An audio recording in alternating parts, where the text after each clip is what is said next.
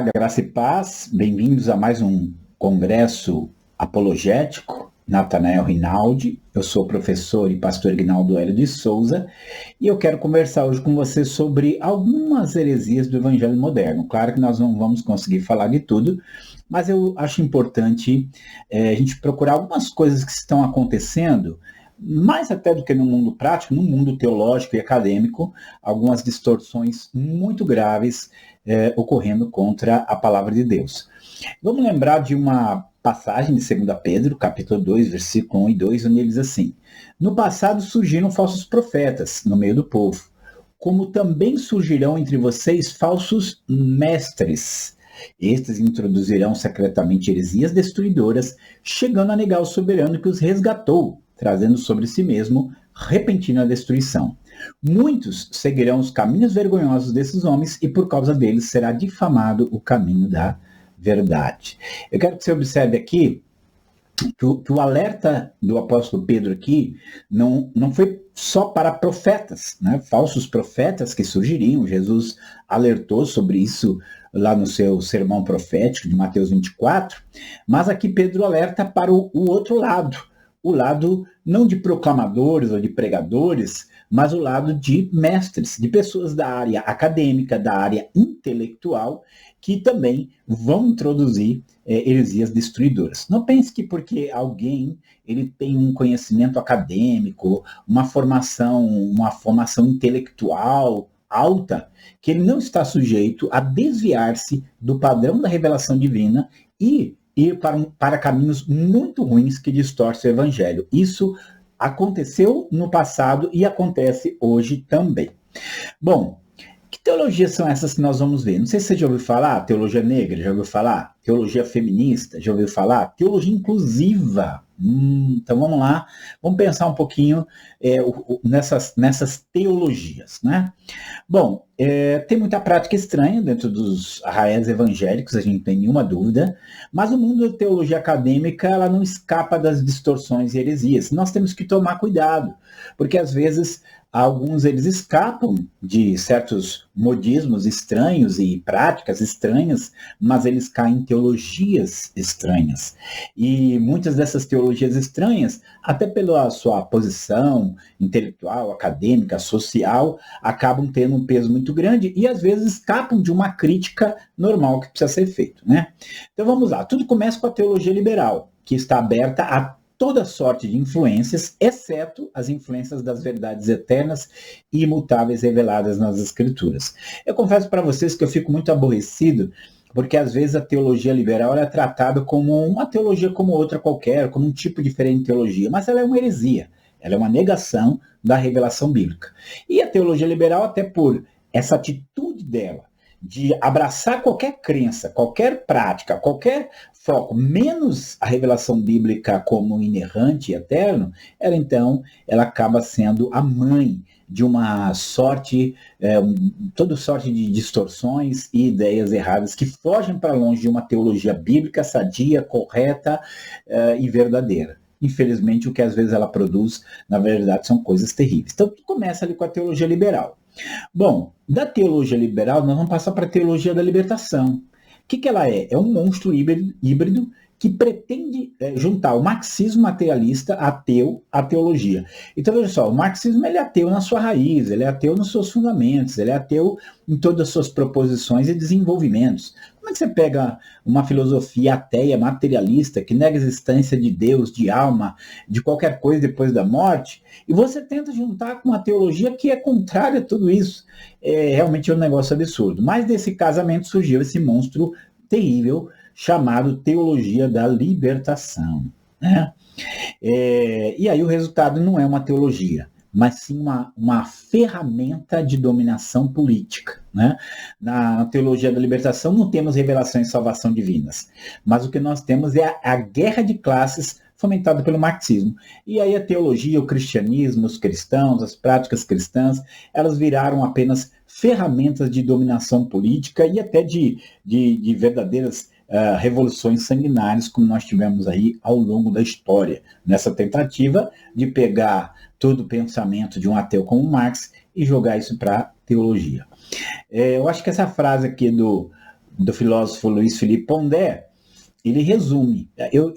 Sinceramente, eu fico com vergonha de ter um filósofo que se tem algum cristianismo, né, ele vai assumir de uma maneira mais oblíqua, mais distante, mas ele vai perceber a realidade, essa aqui. Não precisamos de Nietzsche para matar Deus, basta um teólogo da libertação. Gente, para ele essa era a visão. Ele percebeu que a teologia da libertação era algo que condenava Deus, que transforma toda a existência em uma mera existência política. Bom, então nós vemos aqui que nós começamos com a teologia liberal, viemos para a teologia da libertação. Por quê? Porque são essas teologias que produzirão as próximas que nós veremos aqui, né? Olha só aqui, essa frase é de uma grande mestre da palavra, que é a Ethel Linnemann, e a Ethel Linnemann, ela foi durante muito tempo uma professora de teologia liberal na Alemanha. E ela escapou dessa teologia, e aqui uma coisa que ela diz, né? Ela diz: estamos lidando com forças demoníacas, sob cuja influência cai a pessoa quando começa a descer por esse caminho. Eu não tenho a menor dúvida. Pessoas que começam a entrar nessa teologia, elas são amarradas por forças demoníacas. Bom, vou dar aqui um exemplo. Um famoso cantor de músicas evangélicas, de repente ele está cantando, colaborando dentro de um centro de cultos afro. Está ali cantando como se fosse a coisa mais normal do mundo, né? Ele não está ali cantando para evangelizar aquelas pessoas, mostrar para elas o verdadeiro caminho da salvação. Não! Ele está se identificando com aquele paganismo africano, como se fosse tudo igual, tanto o cristianismo bíblico quanto o paganismo africano. Por que ele fez isso? Simplesmente por causa de influências teológicas como estas, e com certeza aqueles que estão entrando por esse caminho, eles vão, como diz aqui a Ethel Linnemann, né? Eles vão cair sob essas influências de forças demoníacas. Essas teologias são frutos da visão marxista de mundo, que ao invés do conflito burguês e proletário, né? No contexto americano, esse conflito burguês-proletário não fazia sentido, não tinha nenhuma força política. Então, o que eles fizeram? Fomentaram o conflito racial, o conflito sexista, e os homossexuais pegaram carona em tudo isso. E para que pudesse haver essa metamorfose, para que pudesse mudar uma teologia bíblica cristã, um pensamento cristão, nessa ferramenta que nós temos aí, é óbvio que precisou se fazer uma série de modificações e criar certas teologias para justificar e apoiar esse tipo de coisa. Bom, nessas teologias que nós vamos ver, essas três que nós vamos ver, o aspecto religioso, gente, é maquiagem. O nome cristão é maquiagem. As questões cristãs são pura aparência. O que predomina aí é a visão marxista do mundo, que tem essa visão tosca de opressor oprimido, que não é de modo nenhum a visão da realidade completa, né? Mas vamos lá, nós vamos começar com a teologia negra. Tá? Vamos começar com a teologia negra. Bom, a teologia negra ela surge aqui com James Cone, que é considerado o pai da teologia afro-americana, né? Ele foi intimamente associado aos movimentos Black Power de Malcolm X e de outros afro-americanos satisfeitos com a tática pacifista de Martin Luther King no combate ao racismo. Pensa aqui comigo. O Malcolm X, ele pregava violência. O Malcolm X, ele tinha as suas inclinações islâmicas. Como é que alguém faz uma teologia, se identifica como cristão, rejeita as táticas de Martin Luther King, claramente identificadas com o cristianismo, para então ir para o outro lado? Alguma coisa não está normal aí, né? Ele foi professor num seminário teológico, Union, né? Um seminário famoso pelo quê? Pela sua teologia liberal. É óbvio, gente, isso nunca vai surgir de uma teologia bíblica, porque a teologia bíblica, ela vai trabalhar por unidade, não por conflito. Como acontece no campo da teologia, o liberalismo teológico se une aos conceitos marxistas para promover o quê? Luta de classe. Então a teologia negra nada mais é do que o marxismo querendo fomentar a luta de classes, né, negros e brancos, Então ele vai lá, cria uma teologia, entre aspas, que me diga onde você acha a base bíblica para isso aí. O James Cone, olha o que ele afirmou aqui. Deus é negro e o poder negro, para ele, era a principal mensagem de Cristo para o século XXI. Gente, quando é que o poder negro é a principal mensagem de Cristo para o século XX? Diga para mim, né? Nunca. Né? E outra, ele não só, ele pareceu apoiar, ou de fato ele apoiou uma guerra racial. Então, esqueça que o grande problema disso tudo é essa armadilha que cria. E o pior, gente, a teologia negra já tem os seus representantes no Brasil. Eu até evitei falar disso porque assim, a pessoa vai lá curiosa para ver o que ele fala, o que ele diz, perde tempo. Agora, para mim, o mero fato de existir uma teologia negra já mostra que alguma coisa está errada. O conteúdo, não vou nem pensar no conteúdo dela. O fato de existir uma teologia negra já mostra o quê? Alguma coisa, obviamente, está errada. E aí nós chegamos na teologia feminista, que isso também não é coisa que começou agora. Não é isso. Alguns pensam que é apenas a questão do papel feminino, né, na liderança. É mais do que isso. Essa teologia feminista, ela é uma crítica ao que eles chamam de patriarcado bíblico. Olha, preste bem atenção. Pessoas que estão sendo expostas a esse feminismo e essa teologia, eles nunca vão conseguir mais entender a Bíblia. Pronto, fez uma bagunça na cabeça deles, pronto, eles não entendem. Para eles a Bíblia é um livro machista e patriarcal, né? Então, teologia feminista é um movimento encontrado em várias religiões, como budismo, cristianismo e judaísmo, que reconsidera as tradições, práticas, escrituras e teologias dessas religiões a partir de uma perspectiva feminina, né? E aí nós temos dentro do cristianismo, uma das principais representantes é uma teóloga católica, Rosemary Wetter, que embora ela continue se identificando como cristã, suas posições negam a Bíblia como padrão divino e confere valor a qualquer texto antigo que exalte as mulheres. Então veja só, essas teologias, porque elas têm a sua raiz na teologia liberal, elas não estão nem aí para a Bíblia.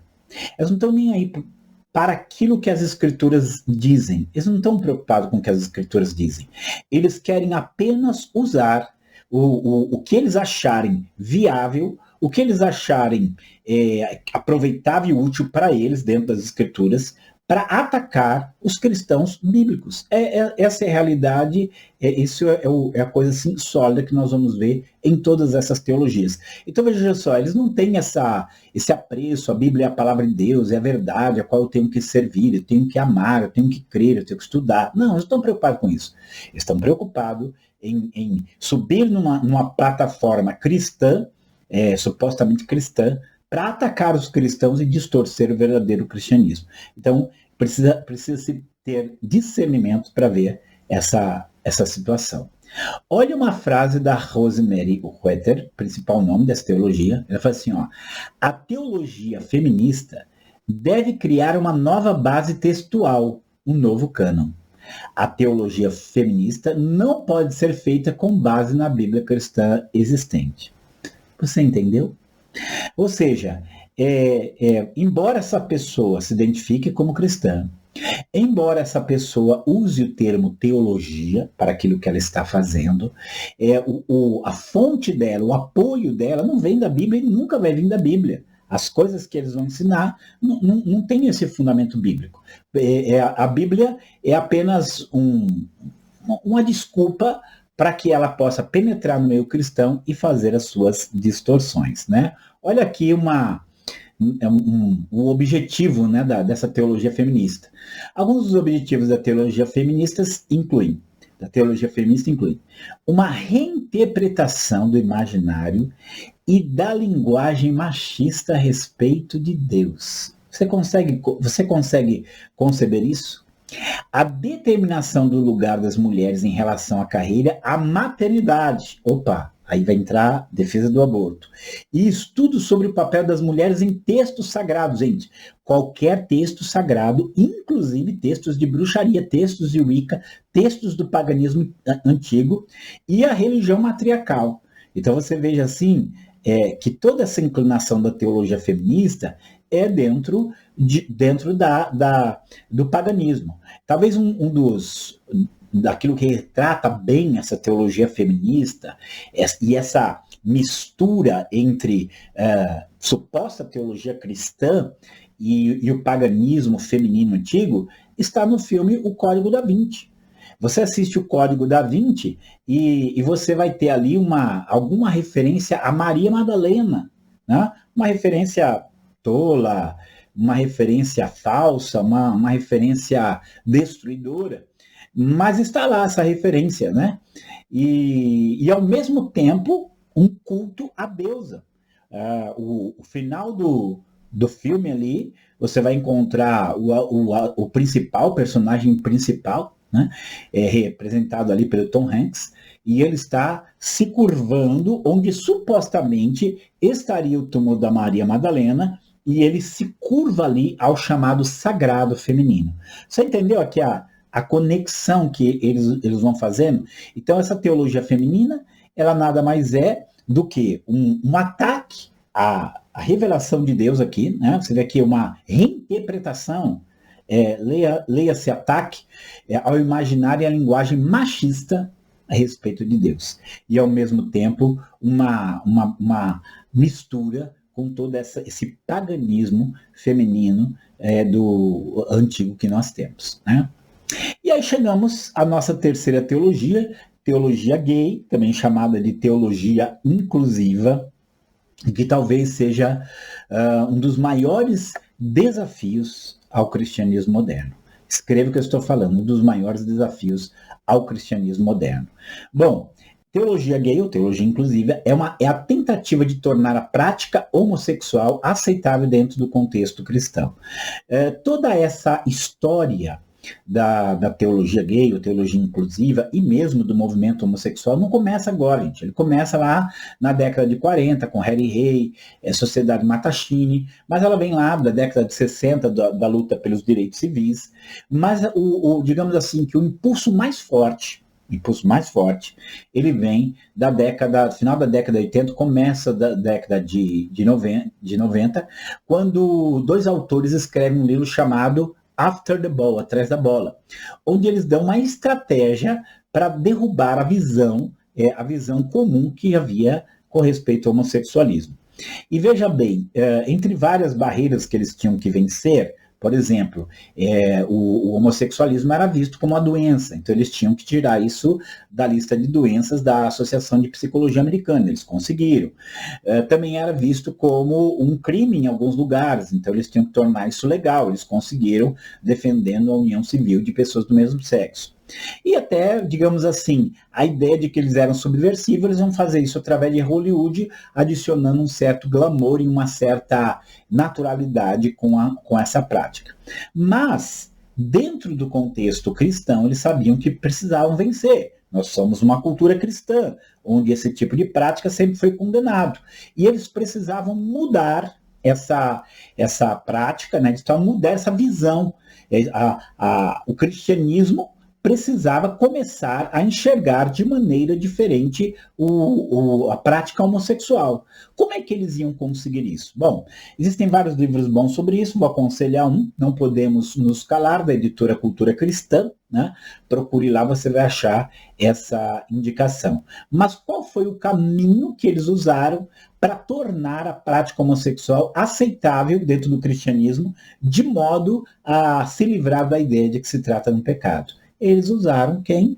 As igrejas liberais, os teólogos liberais. Como eu disse para vocês, os teólogos liberais, eles estão abertos a qualquer tipo de influência, desde que não seja a inspiração bíblica. E aí, através das igrejas liberais, eles então começam a entrar dentro do cristianismo, dentro da corrente cristã, e começam a surgir as igrejas inclusivas, as igrejas gays, ou outros nomes mais que você terá por aí, tá? Reinterpretando os claros textos da Bíblia, né, de condenação à prática homossexual, há uma clara luta para normalizar a relação entre pessoas do mesmo sexo e mesmo, preste bem atenção aqui, para condenar e criminalizar o discurso cristão bíblico. tá? Então, há esse esforço, e esse esforço, qual é a pretensão dele? A pretensão dele não é apenas que você tenha igrejas inclusivas, igrejas que aceitem a prática homossexual, mas a ideia desse movimento, a ideia dessa teologia é, primeiro, que a prática homossexual não é condenada pela Bíblia. Ele vai fazer uma série de reinterpretações desses textos.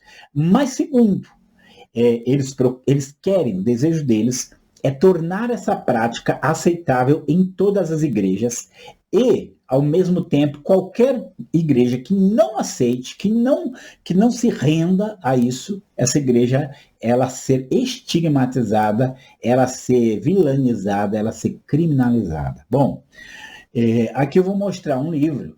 Aqui é um livro que você pode adquirir em qualquer lugar, está aí exposto, André Moscopf, um livro chamado Viadagens Teológicas. Observe ali, essa imagem não está muito boa, mas observe ali em Viagens Teológicas, você tem um DA ali introduzido, Viadagens Teológicas, itinerário para uma teologia queer no Brasil. O que ele quer dizer itinerário? Um caminho para que essa teologia, ela de fato seja introduzida no Brasil. Bom, eu coloquei essa outra anúncio aqui do lado, só para você ver, não tem a minha intenção de atingir nenhuma igreja em particular, mas aqui está a Igreja Batista do Pinheiro, e ele está lá, uma conversa com ele, numa determinada data, e aqui está todo o currículo dele, bacharel, mestre, doutor de teologia da Escola Superior de Teologia Este. Gente, é uma escola de teologia liberal. O que você acha que vai ter lá, né? Área de concentração, teologia sistemática, pesquisador da área de estudo feminista, teoria de gênero, teoria queer, masculinidade, homossexualidade, diversidade sexual, a sua relação com a religião e teologia. Pronto. Ali de uma maneira bonita, né? É um acadêmico falando uma linguagem acadêmica e, de alguma maneira, persuadindo as pessoas a irem por um caminho que não é bíblico. Mas vamos continuar aqui, não acabou não.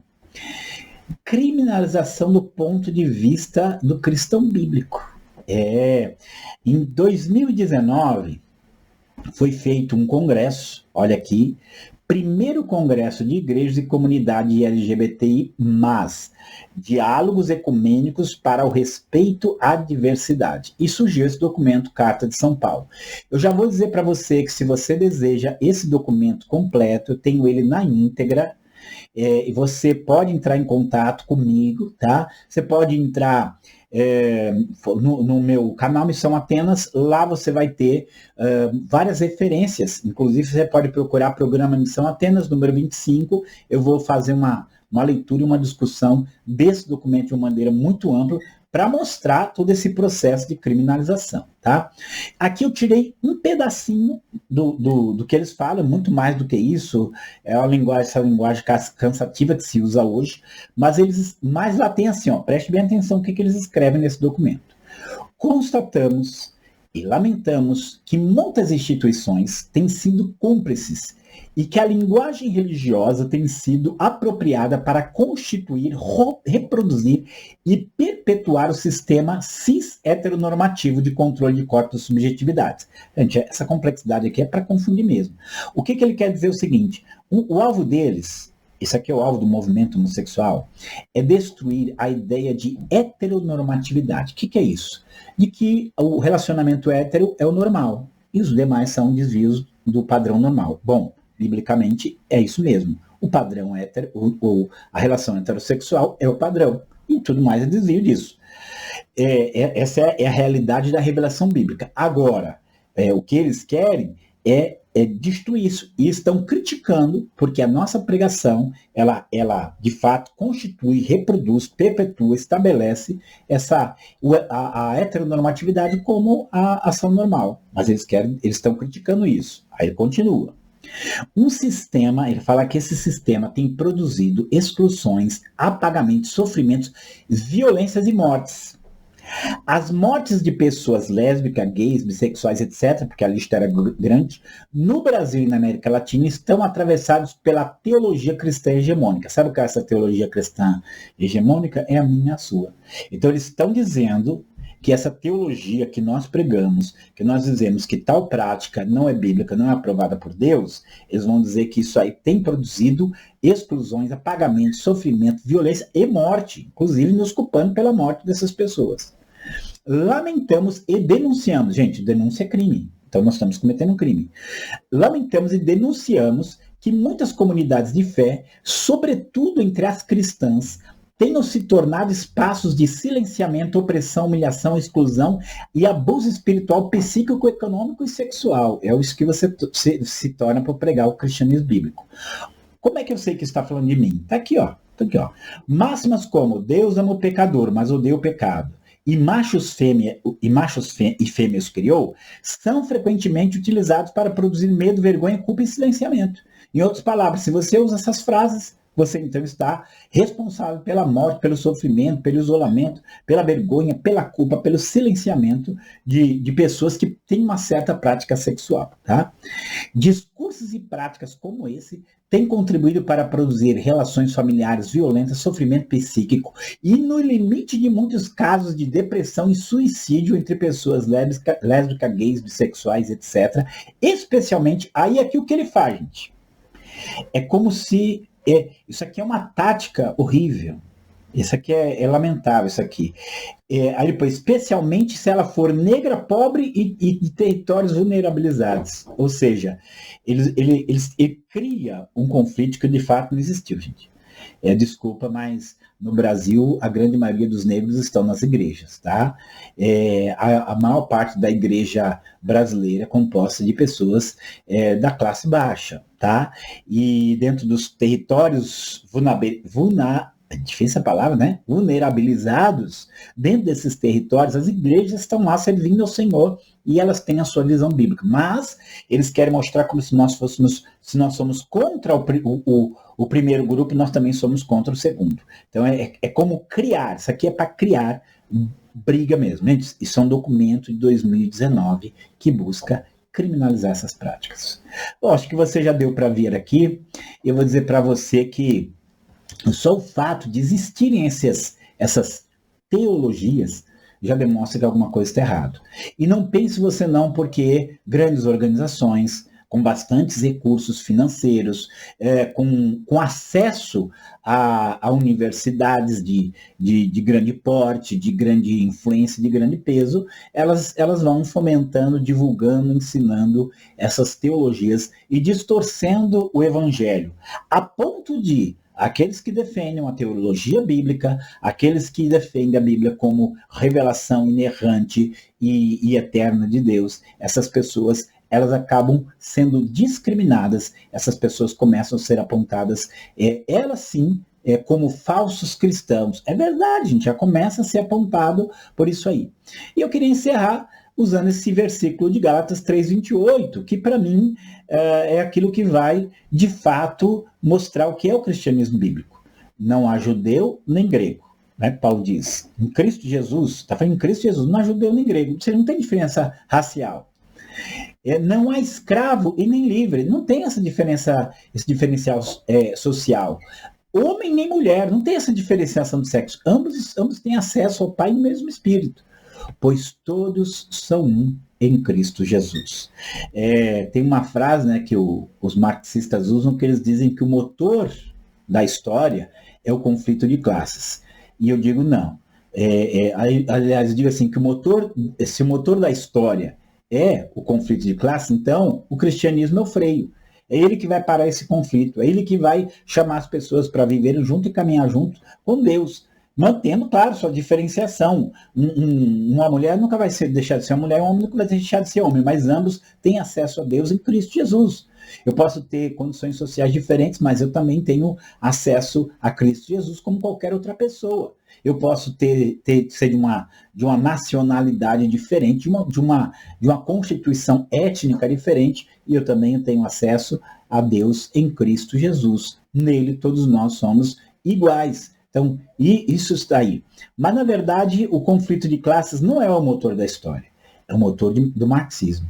E ele vai continuar usando essas teologias, né, para fomentar a briga, para fomentar o problema, para que ele apareça ali como o solucionador. que ele apareça ali como a solução.